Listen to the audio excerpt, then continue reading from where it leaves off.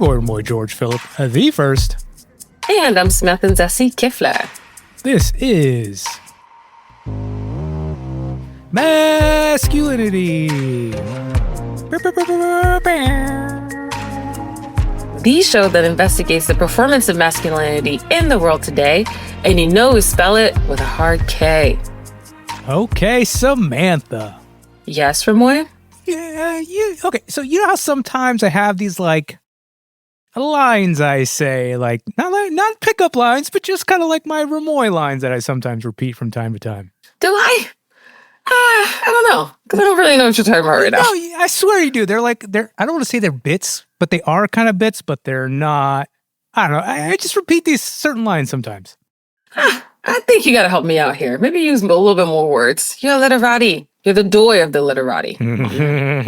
Okay. I'm going to settle in. One example would be, sometimes when I get on these calls with you, or even when I see you IRL, maybe you'll ask me what's up? How's it going? And I'll always say, I'm just living the dream. Yeah, actually, I do know that. I do know that one. Yes, you are pretty consistently living. Yep. And I mean, I guess this is kind of one of your Remoyism, if you will. They're the ways that you avoid emotional closeness, stay stoic like every other man. Calm down, therapist Samantha. It's okay. Your bill will be in the mail. I could use it right now. I'm sending it now. I don't have that money. I don't have much anyway. Anyways, so back to these lines of mine. Yes, Remoy, please elaborate. The story I want to get ourselves into today, to jump headfirst into, it actually kind of fits nicely with one of my classic Remoyisms, as you put it. Okay, I mean, maybe tell us the Remoyism then. And actually, why don't you perform this for us? Let's get on the stage. Oh, yeah. I'll Daniel Day-Lewis this. Okay, we're getting there. Shah Rukh Khan. I mean, whatever. I guess you're performing the revolution elsewhere, but you're not trying to perform it here. But that's fine. It's cool. It's fine.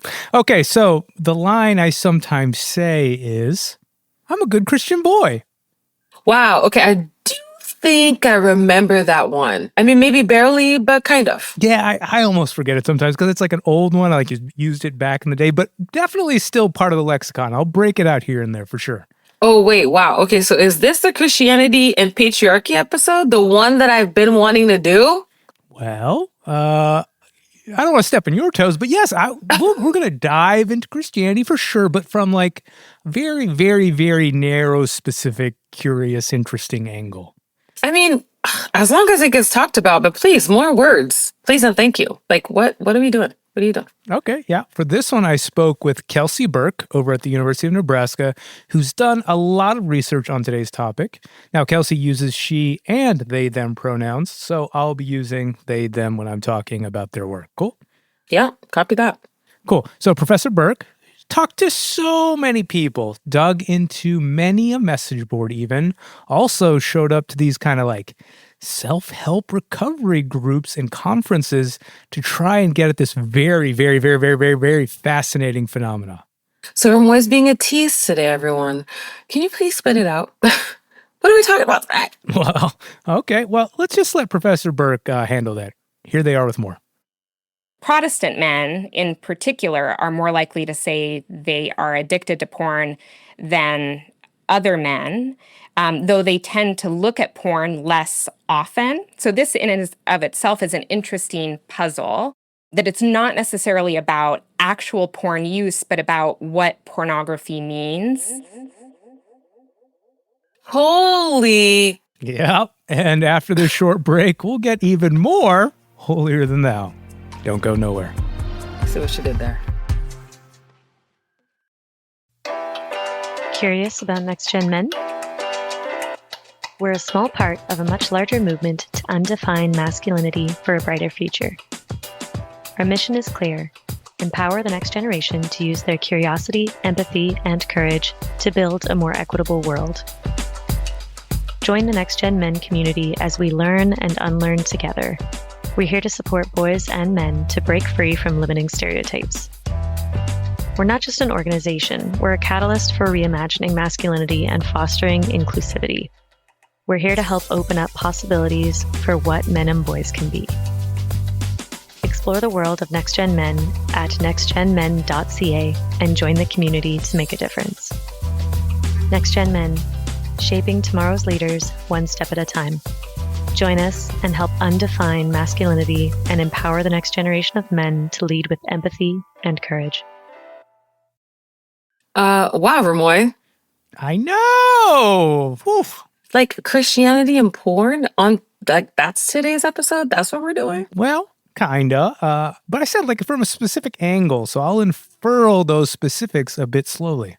Okay, specifics. All right. I mean, I'm tantalized, but honestly, I don't really have any idea what you mean when you say that. Okay. Well, before we get there, and we will get there, I do have a couple questions for you. Let me get this correct, grew up in the church, correct? Like your family, like mine, is an immigrant family that has a lot of Christian roots? Oh, yeah. So I was baptized Catholic, but it was more in name only. We didn't really go to Mass when I was little. But then when we moved to the States, we started going to church pretty hardcore. I became very Christian. Mm-hmm. Eventually, I was even a fundamental Baptist, if you can believe that. Well, I mean, I can, even though I can't, but I can because, I know something very similar. But what type of church did you grow up in? I mean, was it that Baptist church the whole time or was it Catholic Mass? What were we going to church in the 90s, early aughts even? And if so, what church was that? Yeah, so the beginning of my hardcore Christianity was at the late 90s, probably like 97.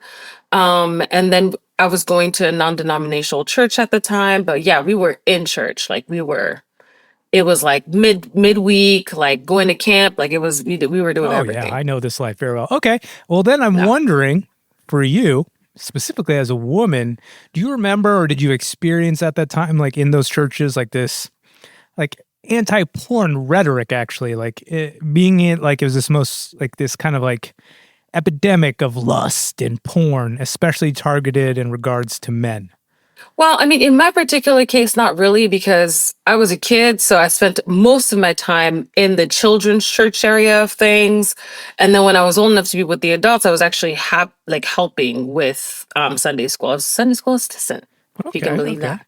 Well, for me, that question I asked you was pretty normal for me. And I grew up in like kind of this typical mega church in the early aughts in small town Texas, not too dissimilar from your non-denominational church, I presume.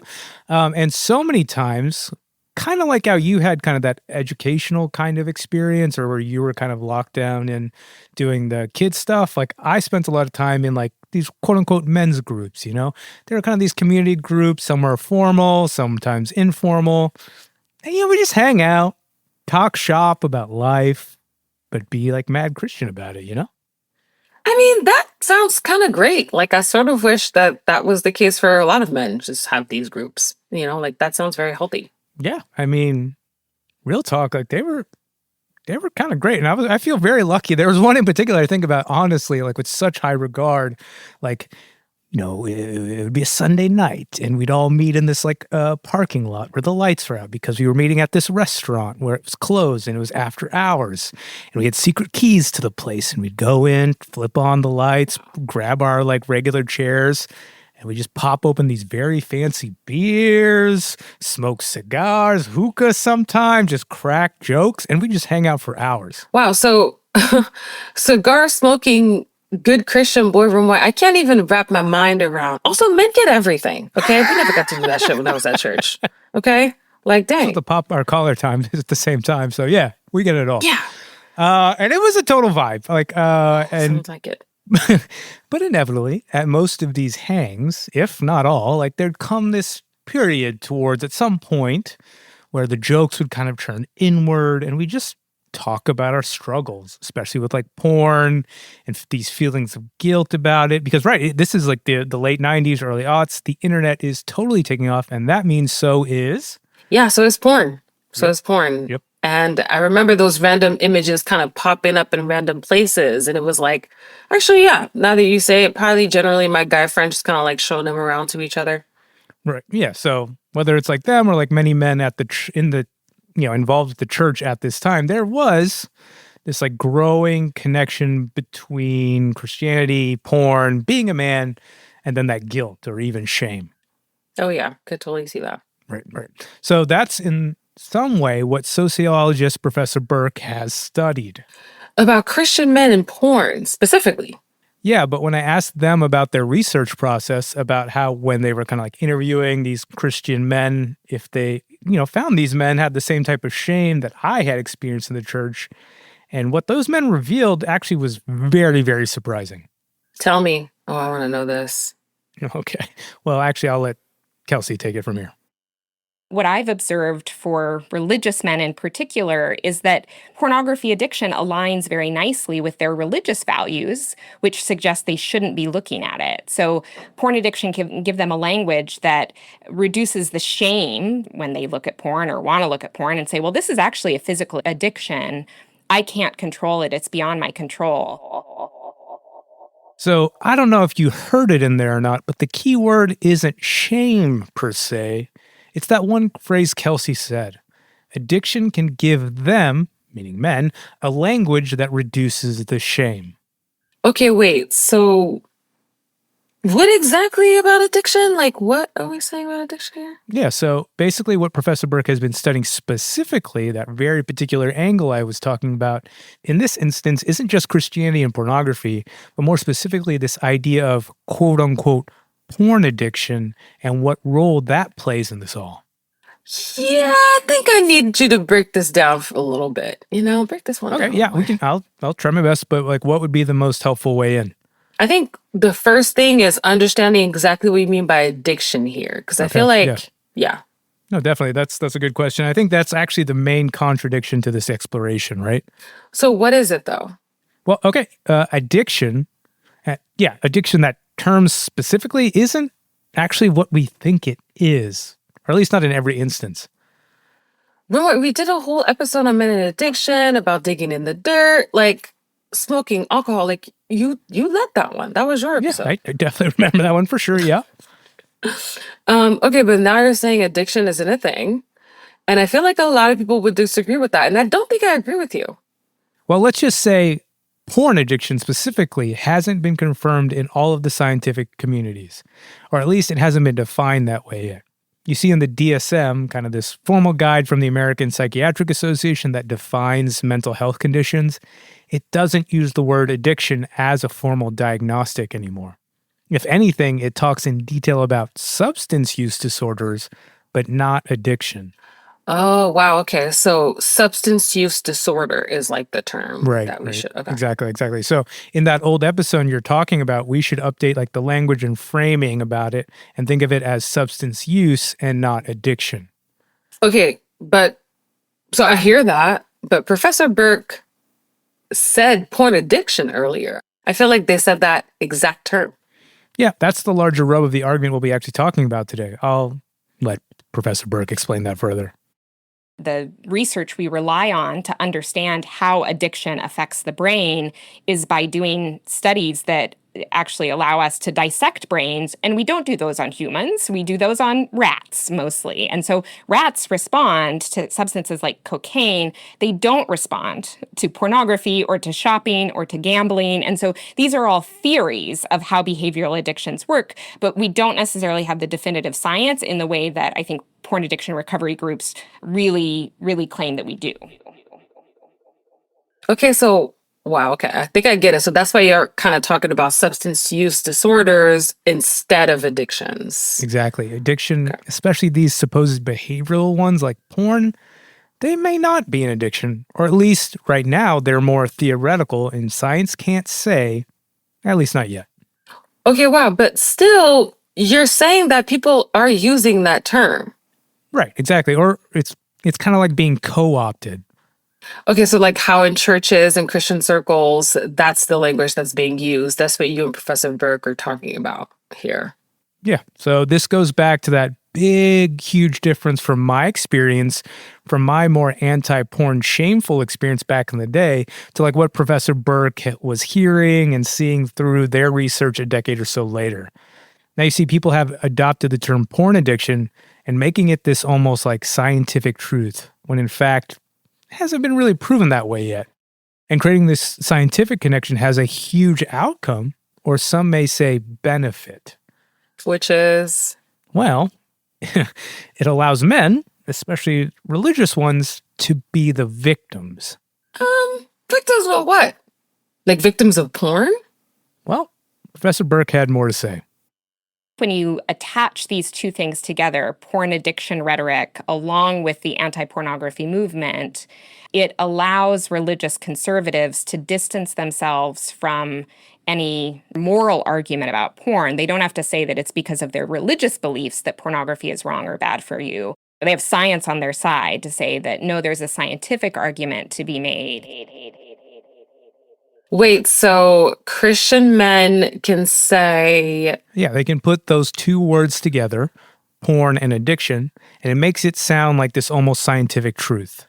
Okay, so even though it's not fully scientifically proven, let's say I believed it, right? Like, what would that mean?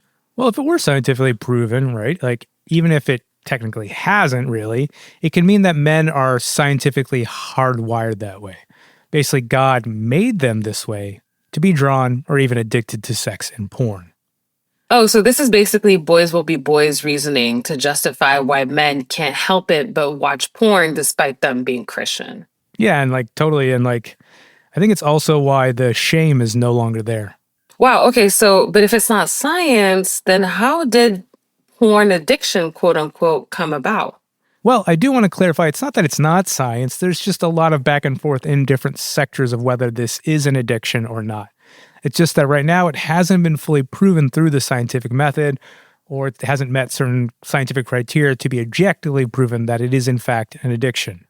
Okay, fair. So, but I still personally have heard the term a lot, and like you and Professor Burke have said, there seems to be these whole porn addiction and recovery movements. Like, where did those come from?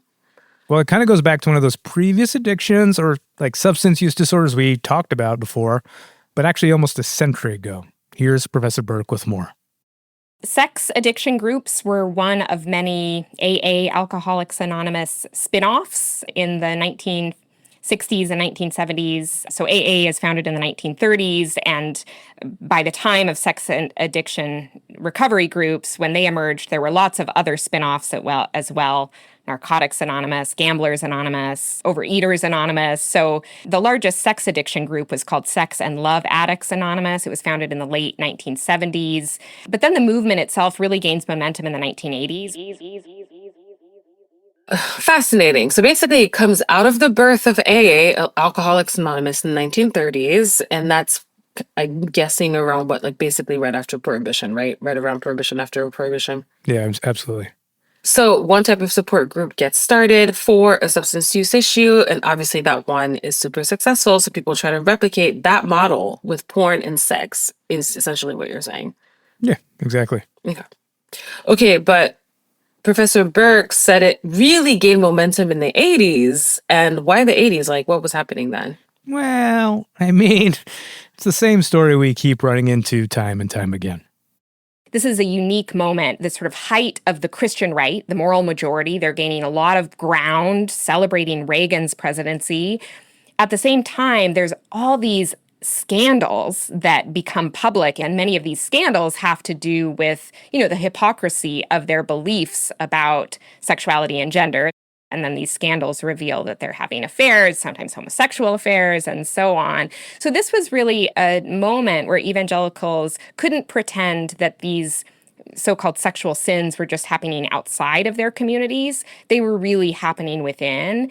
And they were able to respond to this moment by having some new framing around the problem of these so-called sexual sins, that the reason they were affecting so many evangelical men in particular was because of the addictive potential that they had. Yeah, of course. I have a nickname for Reagan that I will not share on the show. But of course, it always comes back to him and that new hyper-conservative time in the American 80s. But what Professor Burke is saying is that there were more sex scandals at that time, right? No, I don't want to say if we can I don't know if we can say it was more or less. It's just that those scandals were becoming more and more out in the open and exposed to the public, right? So this was the 80s again. This was the AIDS epidemic. So a lot of people's sexual lives were actually more in the public eye. That actually 1000% tracks. So basically to get ahead of that, then they were like in church adopting this addiction rhetoric or like messaging to do what or why, I guess.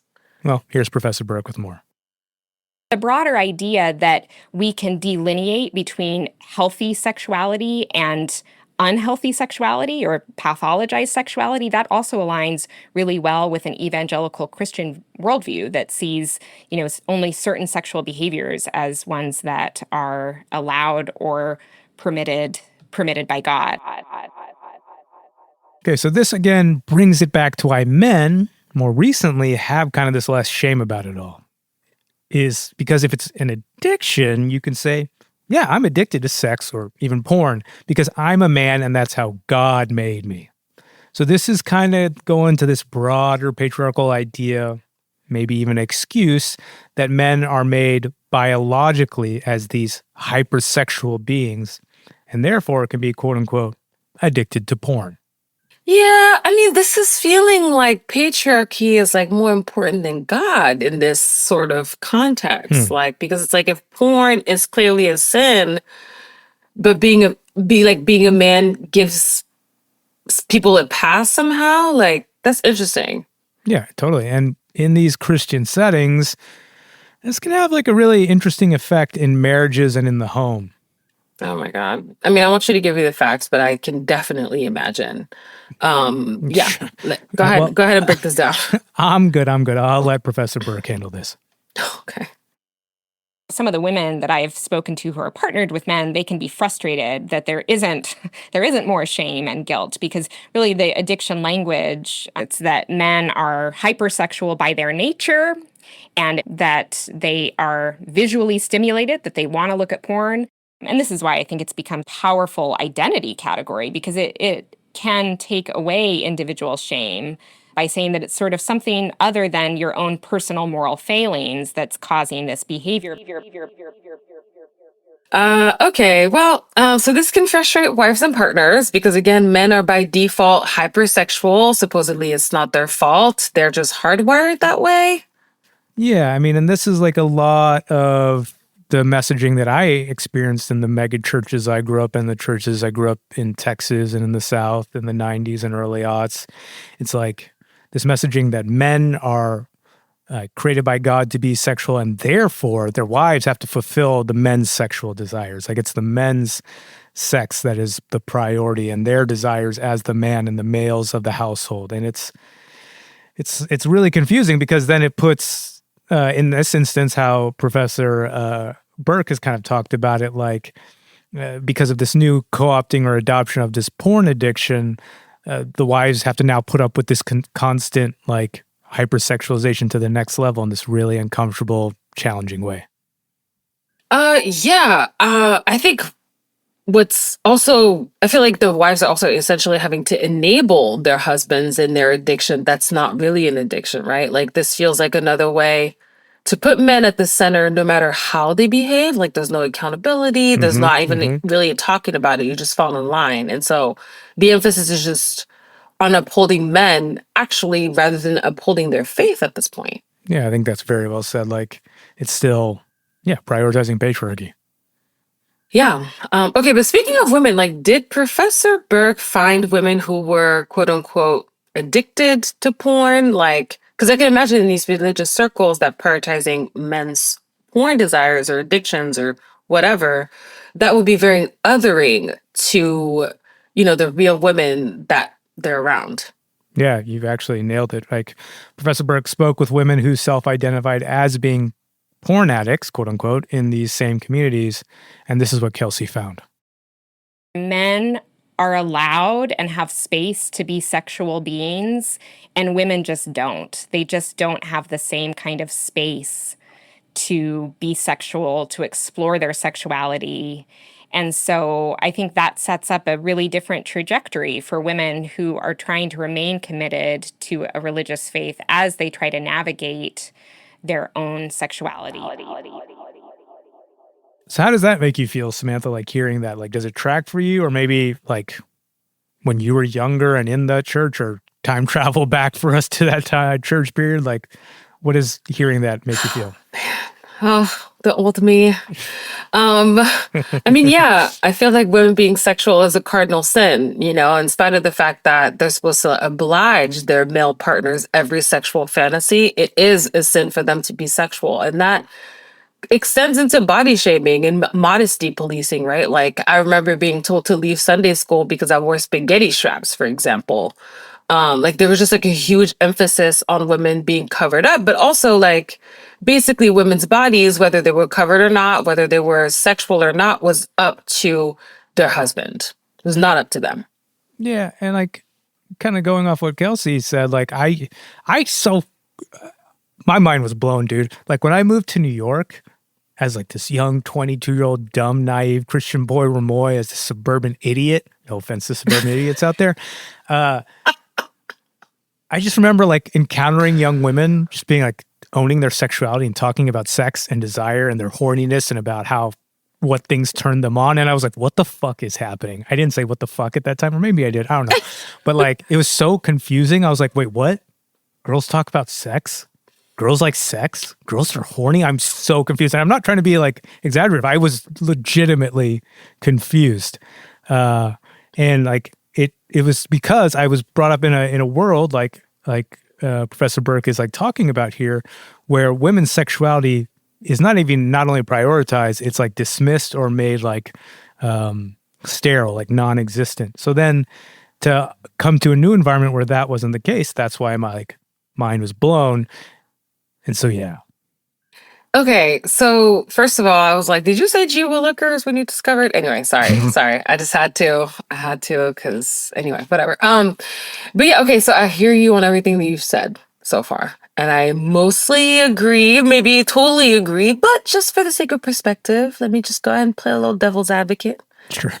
Strong pun game there. Love it.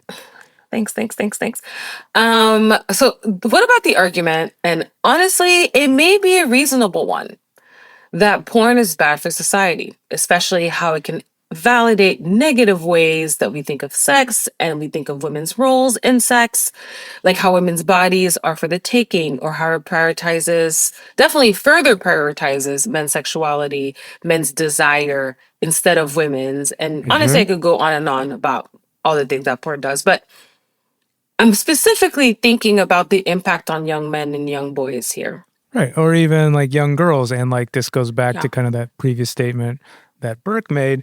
And I actually brought this up with them, and it came up in their research. And there's one comment from an interview that they did that really stood out. One of the best analogies I heard was from a sex worker I interviewed who said, we don't send kids to watch Fast and the Furious and expect that to teach them how to drive. She said, like, I don't produce content for children. I hope that they're not watching it. But if and when they are, I hope that that's not what's teaching them about sex, because this is a form of entertainment that really it needs to be parents who are figuring out how to provide, and, schools, educators, comprehensive sex education that enables kids to be able to make sense of the images that they're seeing. So I think a key word that came out of that for me is like entertainment, right? And so meaning a lot of the mainstream porn that is out there is made to be as entertaining as possible, but specifically to those desires of men. So it's like this almost self-fulfilling prophecy, or self-fulfilling porn, if you will. Basically, the porn that is out there, like you said, Samantha, that is so degrading to women is that way, not because that's the way porn like has to be or anything. It's just created in a society that still prioritizes cis men's quote-unquote addictive desires. And as you put it, one that continues even kind of through these fictions of porn addiction and have been like co-opted to uphold, again, these patriarchal norms. Like, does that make sense? It does. And honestly, I mean, we've talked about TV and movies on the show, right? That's no different from any other entertainment, where it's like there's a way that it seeps into our lives, but the onus is still on caretakers, on caregivers, on parents to help kids figure out like how to deal with that, how to like kind of manage that, because otherwise you run the risk, which has been happening, of the patriarchal thinking that's at work in literally every single sector of our culture to just take over and have kids just fall into like, you know, these general notions of like the way that men should be, the way that women should be, the way that all genders should be, and how basically all of us should just be upholding what male desire. Okay, yeah, well, coming out of that, have you ever heard of like ethical porn, or do you know of feminist porn? I mean, I've heard of it, but I don't really know what it is besides like not being pedophiles. Don't cast any minors, you know, like that's all I know. Yeah, it's so much more than that. But yes, ethical porn is produced with the focus, yes, of like the fair treatment and safety and consent of all the performers. And I'm not just talking like on set, I mean even offset. Like, does it feel safe and comfortable for everyone, including like paychecks and any kind of security precautions, right? And then even feminist porn is kind of what you think it would be. Like, it's sex positive porn, aiming for better overall gender equality. It can show diverse body types, like a broad range of sexual fantasies, especially for women, as well as it normalizes all types of sex and orientations. Okay, so it feels like that should be more prevalent, but I guess I get why it's not. You know, like our society isn't exactly wired to be anything other than male-centered. So having inclusive porn where everyone's pleasure is important kind of shatters the expectation that men's desires should always come first, right? Yeah, exactly. And that kind of brings us back full circle to the original critique of the language around porn addiction. Like, that too, or that itself, is continuing that larger patriarchal norm that we can't seem to escape, of like how we already talked about how cis men are innately these hypersexual creatures, and everyone else, well, they're just the other. That's about a heteronormative world we live in that might make certain people, queer people, more likely to feel like they have to hide or control or feel shame about their sexual behavior. The same could be said about, women when compared to men. Just this whole language around treating some forms of sexual behavior as good versus bad, healthy, unhealthy, especially when it's so often coupled with this conservative Protestant movement that has very strict definitions about gender and sexuality. This can all be something that we should be cautious about, critical of. And I think like this is one of the main issues here. If you make watching porn an experience that's othering for some, but for the rest, meaning cis men, that it's completely normal, it continues this patriarchal idea that cis men are the normal ones, and so are their desires, and so is the porn that's made for them. And everyone and everything else are not. Kind of, does that make sense? Oh, yeah. I mean, is this notion of men being human and everyone else sort of being like a subcategory, right, to men that's supposed to be there to serve them? It's like we're all there for men. It's like, yeah. And I think this also like reinforces to me like, but like the negative effects on men, even cis men. Like, I think about myself, like even like not even in like dumb suburban Remoy, but like fully self-actualized New Yorker Remoy, this D-bag right here still has felt pressure to like in like groups of men to like talk about women in these like hypersexualized way, in these very derogatory ways, or like prioritizing these conversations around sex in this very performative way. And in like the back of my head, I'm like, why are we talking like this? This is so stupid. Like we don't have to do this, but yet I still played the role because like this is social pressure. And so it's like these very interesting dynamics of like sex and desire that patriarchy has put on us, and even men, as I'm kind of pointing to, can be the victims of it. Well said. Yeah, I feel like, for me, the thing that always kind of feels weird about centering male desire is that, in certain ways I could overlook things that weren't okay. Like, for example, like if I didn't want to be harassed on the street, obviously, but if no one said anything to me when I was walking to the train, I was like, oh, maybe I don't look cute today. Like, why is nobody trying to like aggressively ask for my number, And so it's like this weird thing where on the flip side of what you're saying, being degraded or being treated like an object feels normal because we're taught that that's how men are. Like, to be their objective desire, there's a little bit of degradation that comes with it. Well, the degradation is definitely unfortunate, but I'm kind of glad you brought it up because our story, unfortunately, doesn't end there. Well, had a feeling. Yeah. Well, let's just say Kelsy found more interesting ways this has evolved in more recent years. Interesting. Outside of evangelical Christian communities, there's in what we might call like bro podcasts, these sort of men's health, how to maximize every area of your life. Many of them have talked about pornography as an addiction. It's explained by factors beyond their control, and that men have to have a significant power to fight over their biological urges. So only men who are the strongest and most committed can win the battle. Wait, what? Yeah, yeah. There's been this growing trend in the supposed manosphere and kind of worlds like that, where to be like a real man, you don't watch porn. Let me say that again. What now? Right, like it seems a little backwards, like. But again, this connection between it's like this connection between stoicism and that's what makes you a real man, right? It's how Kelsy said earlier, only men who are the strongest can win the battle. And that battle being besting porn addiction and masturbation. Okay. And supposedly, or apparently, these bros often talk about the benefits that come from this. Men who stop masturbating and looking at porn report that they have sort of newfound self-esteem and confidence, more success in talking to and relating to women. They feel physically stronger. They have more energy. So these are all associated with the reboot period that are supported by many anecdotal stories, but I will say not necessarily supported in the scientific literature. Okay. Yeah. Okay, I have been fortunate enough to see all the NoFap November posts and stuff like that, so I feel like this is what this is referring to. Exactly Okay. right. Yeah, it's the whole NoFap movement and others like that. And that's where you get that idea of the reboot period that Kelsy mentioned earlier. Basically, when you don't masturbate or when men don't masturbate and they don't look at porn, supposedly your brain and body kind of as a man reboots or resets or some shit like that.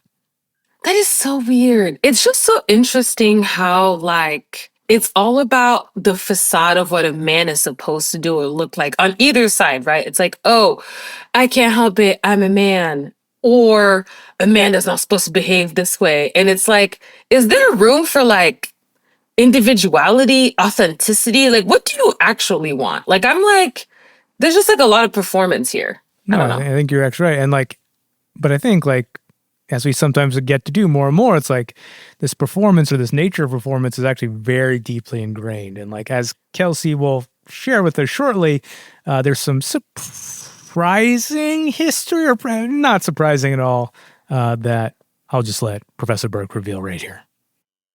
This idea of masculine virility and not wanting to masturbate is actually one that has a very long history. It's been attached to white nationalist movements. So messaging from the Ku Klux Klan, for example, would say that, men shouldn't masturbate, shouldn't, quote unquote, spill their seed because this would reduce their masculine virility, and that it's their job to be the sort of patriarchs of this white racial project. Wow. So all roads really do lead back to white supremacy. History just repeats itself horribly, sadly, terribly, horrifyingly. I don't even have enough adverbs for this. Wow. Well, and honestly, it's not just religious circles or bro pods. It goes even further. Like Professor Burke found out that it's actually making its way into government. Starting in 2016, Utah became the first state to pass a resolution that declared pornography to be a public health crisis. They were proposed in a number of places and passed in a number of places. So these, as resolutions, don't necessarily have legislative weight to them. They're not changing the laws when it comes to pornography, but codified as language about pornography being biologically addictive. Okay, but as far as we know, it can't be proven that it's biologically addictive, right? Yeah, exactly. But I'm not here to argue that per se, and neither is that really what Professor Burke's work as a sociologist is, nor are we here to talk about kind of the rightness or wrongness of porn.